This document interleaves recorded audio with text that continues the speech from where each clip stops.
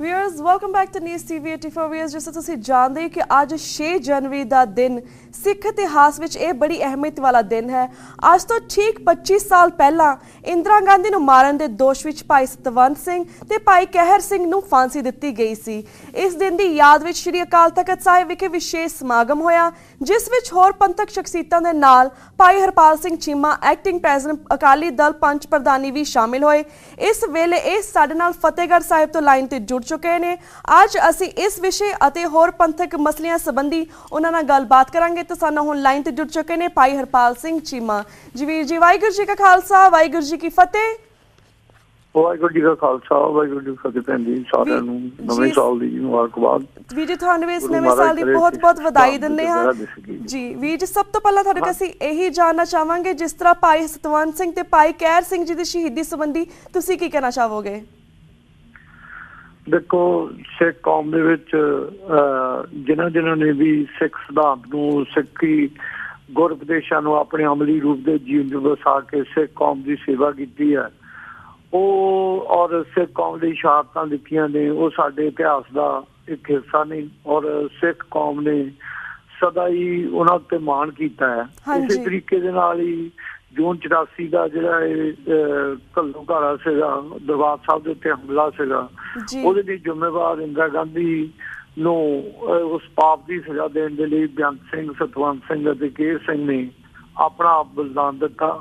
ਔਰ ਅੱਜ 25 ਸਾਲ ਮਤਲਬ ਹੋ ਗਏ ਆ ਸਤਵੰਤ ਸਿੰਘ ਅਤੇ ਕੇਰ ਸਿੰਘ ਉਹਨਾਂ ਨੂੰ ਇਸ ਦੇ ਲਈ ਫਾਂਸੀ ਦਿੱਤੀ ਗਈ ਸੀਗੀ। ਔਰ ਸਿੱਖ ਕੌਮ ਦੇ ਵਿੱਚ ਉਹਨਾਂ ਯੋਧਿਆਂ ਦੀਆਂ ਬਰਸੀਆਂ ਮਨਾਈਆਂ ਜਾਂਦੀਆਂ ਨੇ।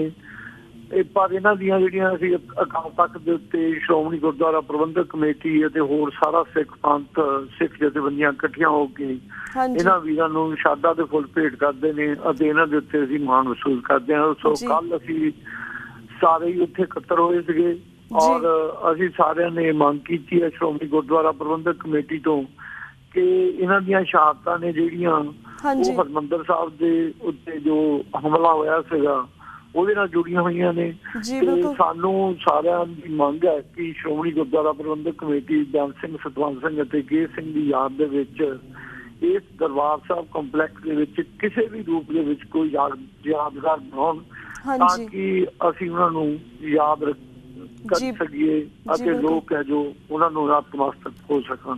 ਜੀ ਬਿਲਕੁਲ। ਸੋ ਇਸ ਸੰਬੰਧ ਵਿੱਚ ਕੱਲ ਉੱਥੇ ਸਮਾਗਮ ਹੋਇਆ ਸੀਗਾ। ਸਿੰਘ ਸਾਹਿਬ ਗਿਆਨੀ ਗੁਰੂ ਅਰਜਨ ਸਿੰਘ ਜੱਦਾ ਅਕਾਲ ਤਖਤ ਵੀ ਸ਼ਾਮਲ ਹੋਏ। ਆਲਮੋਸਟ ਸਾਰੀਆਂ ਪੰਥਕ ਜਥੇਬੰਦੀਆਂ ਦੀ ਲੀਡਰਸ਼ਿਪ ਉੱਥੇ ਸੀਗੀ ਜੀ। ਸੋ ਸਾਨੂੰ ਮਾਣ ਹੈ ਜੀ ਸਾਡੇ ਇਹਨਾਂ ਵੀਰਾਂ ਦੇ ਉੱਤੇ ਜਿਨ੍ਹਾਂ ਨੇ ਸਾਨੂੰ ਹਮੇਸ਼ਾ ਹੀ ਰਹਿਨੁਮਾਈ ਦਿੱਤੀ ਹੈ ਔਰ ਸਿੱਖ ਸਿਧਾਂਤ ਦੇ ਉੱਤੇ ਪਹਿਰਾ ਜੀ। ਬਿਲਕੁਲ ਵੀਰ ਜੀ। ਜਿਸ ਤਰ੍ਹਾਂ ਅਸੀਂ ਵੀ ਜਾਣਨਾ ਚਾਹਾਂਗੇ, ਜਿਸ ਤਰ੍ਹਾਂ ਵਰਤਮਾਨ ਸ਼ਹੀਦਾਂ ਦੀ ਯਾਦ ਵਿੱਚ ਅਕਾਲ ਤਖਤ ਸਾਹਿਬ ਵਿਖੇ ਸਮਾਗਮ ਤਾਂ ਹੁੰਦੇ ਹਨ, ਪਰ ਇਹਨਾਂ ਵਿੱਚ ਸੰਗਤਾਂ ਦੀ ਗਿਣਤੀ ਬਹੁਤ ਘੱਟ ਹੁੰਦੀ ਹੈ, ਐਸਾ ਕਿਉਂ? ਇਸ ਬਾਰੇ ਵੀ ਜਾਣਕਾਰੀ ਦਿਓ। ਤੇ ਅਸੀਂ ਇਹ ਵੀ ਕੱਲ ਮੰਗ ਕੀਤੀ ਹੈ ਸ਼੍ਰੋਮਣੀ ਗੁਰਦੁਆਰਾ ਪ੍ਰਬੰਧਕ ਕਮੇਟੀ ਨੂੰ ਤੇ ਇਹਨਾਂ ਦੀ ਜਿਹੜੀ ਜਿਸ ਤਰੀਕੇ ਨਾਲ ਤੁਸੀਂ ਇਹਨਾਂ ਦੇ ਸਮਾਗਮ ਮਨਾਉਂਦੇ ਹੋ, ਇਹਨਾਂ ਦੀਆਂ ਬਰਸੀਆਂ ਨੂੰ ਮਨਾਉਂਦੇ ਹੋ, ਦੇਖੋ ਵਧੀਆ ਤਰੀਕਾ ਨਹੀਂ ਹੈਗਾ ਕਿ ਤੁਸੀਂ ਸਿਰਫ ਅਖੰਡ ਪਾਠ ਸਾਹਿਬ ਦਾ ਉੱਥੇ ਇੱਕ ਭੋਗ ਰਖਾ ਕੇ ਅਖੰਡ ਪਾਠ ਸਾਹਿਬ ਰਖਾ ਕੇ ਜੋ ਉਹਦਾ ਭੋਗ ਪਾ ਕੇ ਕਿਸੇ ਨੂੰ ਬੁਲਾਇਆ ਨਾ ਜਾ ਸਕੇ। ਉਹਨਾਂ ਸ਼ਹੀਦਾਂ ਦੇ ਪ੍ਰਥਾਏ ਜਿਹੜੀ ਹੈ ਉਹਨਾਂ ਨੇ ਕੀਤਾ ਕੀ ਆ ਕੌਮ ਨੂੰ, ਉਹਨਾਂ ਦੀਆਂ ਪੀੜ੍ਹੀਆਂ ਨੂੰ ਨਾ ਦੱਸਿਆ ਜਾਣਾ। ਅਸੀਂ ਸਮਝਦੇ ਹਾਂ ਇੱਕ ਖਾਨਾ ਪੂਰਤੀ ਕਰ ਰਹੇ ਹੋ ਤੁਸੀਂ ਔਰ ਜੇ ਅਗਰ ਆਉਣ ਵਾਲੇ ਸਮੇਂ ਤੁਸੀਂ ਇਹ ਬਰਸੀਆਂ ਮਨਾਉਣੀਆਂ ਨੇ ਇੱਥੇ ਤੇ ਵੱਡੇ ਇੱਕ ਜਿਹੜੇ ਸਮਾਗਮ ਨੇ ਉਹਨਾਂ ਦੀ ਸ਼ੇਪ ਦੇ ਵਿੱਚ ਹੋਣੀਆਂ ਚਾਹੀਦੀਆਂ, ਜਿੱਥੇ ਕਿ ਢਾਡੀ ਵਾਰਾਂ, ਜਿੱਥੇ ਇਹਨਾਂ ਦਾ ਇਤਿਹਾਸ ਇਹਨਾਂ ਨੇ ਕੀਤਾ ਕੀ ਹੈ ਉਹ ਸਾਡੀਆਂ ਆਉਣ ਵਾਲੀਆਂ ਨਸਲਾਂ ਨੂੰ ਦੱਸਿਆ ਜਾ ਸਕੇ। ਸੋ ਅਸੀਂ ਇਹ ਮਹਿਸੂਸ ਕਰਦੇ ਹਾਂ ਕਿ ਸ਼੍ਰੋਮਣੀ ਗੁਰਦੁਆਰਾ ਪ੍ਰਬੰਧਕ ਕਮੇਟੀ ਅਤੇ ਸ਼੍ਰੋਮਣੀ ਗੁਰਦੁਆਰਾ ਪ੍ਰਬੰਧਕ ਕਮੇਟੀ ਦੇ ਜਿਹੜੀ ਉਸ ਦੇ ਪ੍ਰਬੰਧ ਦੇ ਵਿੱਚ ਜਥੇਬੰਦੀ ਹੈ, ਇਹ ਸਿਰਫ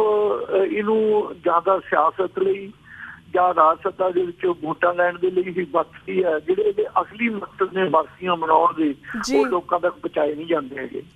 ਬਿਲਕੁਲ ਵੀਰ ਜੀ, ਬਿਲਕੁਲ। ਤੇ ਵੀਰ ਜੀ ਇਹ ਵੀ ਦੱਸੋ, ਜਿਸ ਤਰ੍ਹਾਂ ਭਾਈ ਗੁਰਬਖਸ਼ ਸਿੰਘ ਜੀ ਦਾ ਭੁੱਖ ਹੜਤਾਲ ਮੋਰਚਾ ਹੁਣ ਖਤਮ ਹੋ ਚੁੱਕਾ ਹੈ, ਇਸ ਦੀ ਸਫਲਤਾ ਬਾਰੇ ਤੁਸੀਂ ਕੀ ਕਹਿਣਾ ਚਾਹੋਗੇ?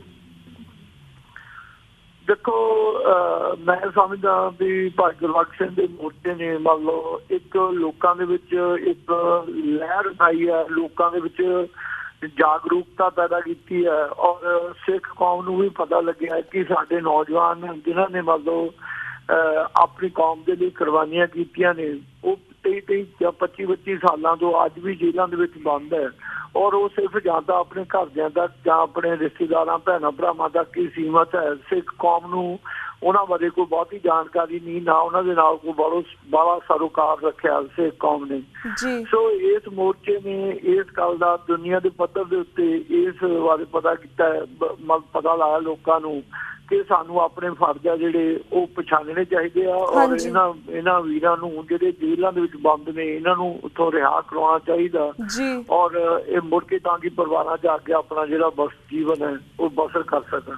ਹਾਂਜੀ ਰਹੀ ਗੱਲ ਇਸਦੀ ਮਤਲਬ ਕੋਈ ਵੀ ਮੋਰਚਾ ਜਿਹੜਾ ਕਦੇ ਵੀ ਮੈਂ ਸਮਝਦਾ ਵੀ ਉਹਦੀਆਂ ਸਾਰੀਆਂ 100% ਦਾ ਪ੍ਰਾਪਤੀਆਂ ਨਹੀਂ ਹੁੰਦੀਆਂ, ਮਤਲਬ ਇਹ ਸਿਆਣਪੀ ਹੁੰਦੀ ਹੈ ਕਿ ਉਹ ਕਿੰਨੇ ਕੁ ਪੱਧਰ ਤੱਕ ਪਹੁੰਚ ਕੇ ਤੁਸੀਂ ਉਹਦੀ ਪ੍ਰਾਪਤੀ ਕਰਦੇ ਹੋ ਤੇ ਕਿੱਦਾਂ ਉਸ ਗੱਲ ਨੂੰ ਮਕਸਦ ਨੂੰ ਆਪਣੇ ਮੋਟਿਵ ਤੱਕ ਜੋ ਉਹਨਾਂ ਦਾ ਨਿਸ਼ਾਨਾ ਮਿੱਥਿਆ ਉਹਨੂੰ ਕਿਸ ਤਰੀਕੇ ਨਾਲ ਲੈ ਕੇ ਅੱਗੇ ਲੈ ਕੇ ਜਾਣਾ ਆ। ਸੋ ਜਾਗਰੂਕਤਾ ਪੈਦਾ ਕਰਨ ਦੇ ਲਈ ਠੀਕ ਹੈ, ਬੱਚੇ ਬਾਹਰ ਆਏ ਨੇ, ਉਹਨਾਂ ਦੀਆਂ ਅੱਗੇ ਪ੍ਰੀਮੈਚੁਰ ਰਿਲੀਜ਼ ਹੈ ਜਿਹੜੀਆਂ ਉਹਨਾਂ ਦੇ ਲਈ ਰਿਹਾਈਆਂ ਦੇ ਲਈ ਮੌਕਾ ਬਣਦਾ ਹੈ ਔਰ ਉਹਨਾਂ ਦਾ ਜਿਹੜਾ ਗੁੱਡ ਕੰਡਕਟ ਹੈ ਉਹ ਸ਼ੋ ਹੁੰਦਾ ਹੈ।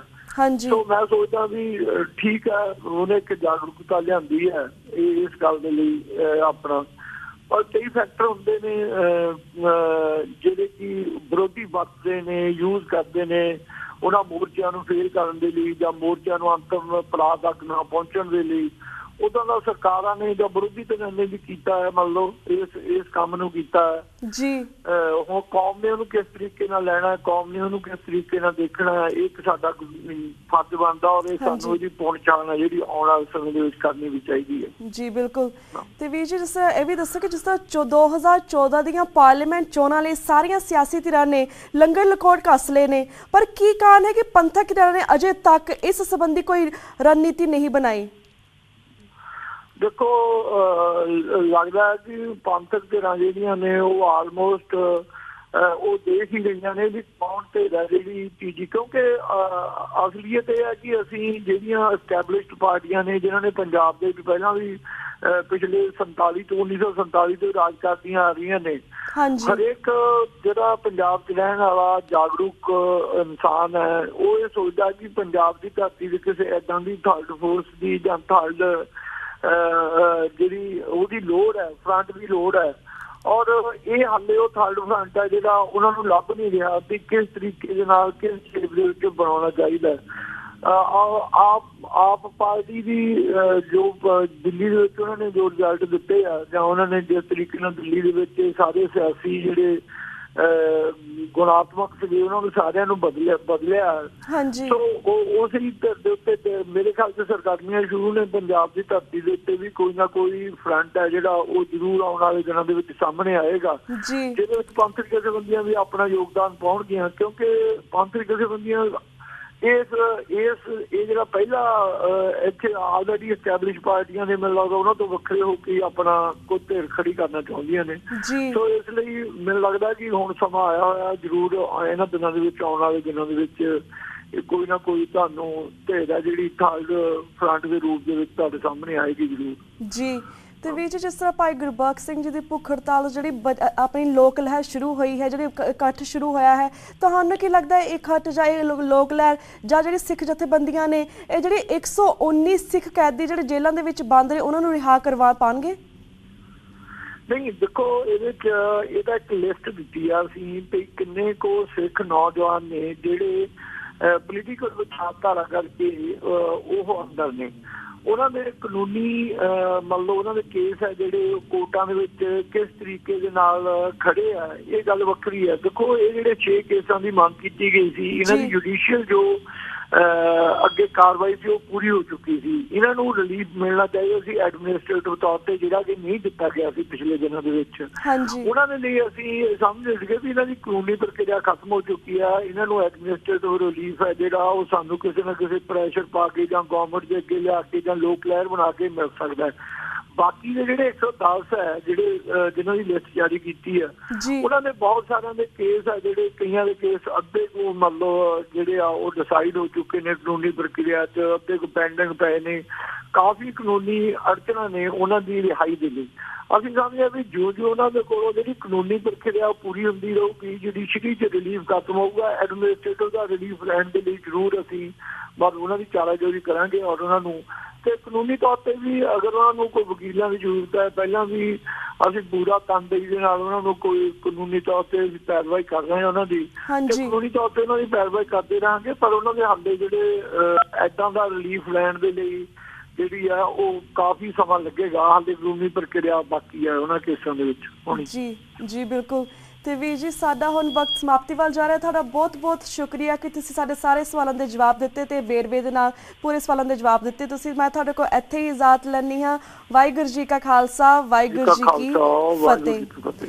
ਵੀਰਸ ਇੱਥੇ ਮੈਂ ਤੁਹਾਡੇ ਕੋਲ ਇਜਾਜ਼ਤ ਲੈਣੀ ਹਾਂ। ਕੱਲ੍ਹ ਨੂੰ ਮਿਲਾਂਗੇ ਸੇਮ ਟਾਈਮ ਸੇਮ ਸ਼ੋ ਤੇ। ਤਦ ਤੱਕ ਲਈ ਵਾਹਿਗੁਰੂ ਜੀ ਕਾ ਖਾਲਸਾ, ਵਾਹਿਗੁਰੂ ਜੀ ਕੀ ਫਤਿਹ।